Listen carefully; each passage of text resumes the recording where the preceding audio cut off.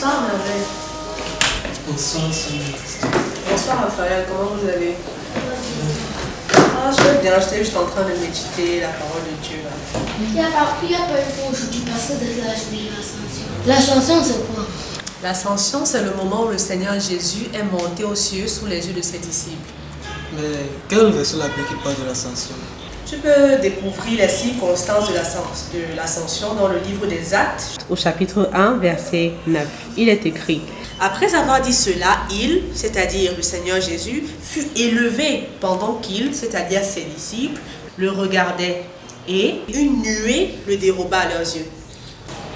Maintenant que je sais de quoi il s'agit, ce jour aura plus d'importance pour moi.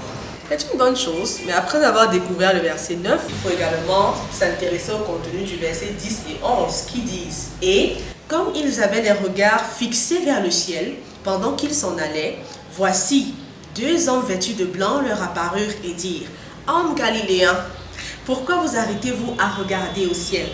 Ce Jésus qui a été enlevé au ciel du milieu de vous reviendra de la même manière que vous l'avez vu allant au ciel.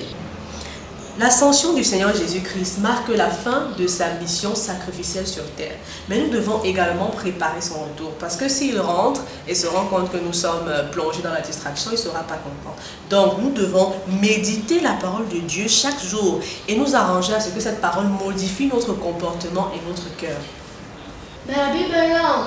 Comment pourrons-nous retenir tout cela? C'est très simple. Il suffit de lire un ou deux chapitres de la parole de Dieu chaque jour que Dieu a créé. Tu peux également prendre un cahier, un agenda ou un carnet et marquer les versets qui te marquent. Donc chaque fois qu'un verset te marque particulièrement, tu le notes dans ton carnet.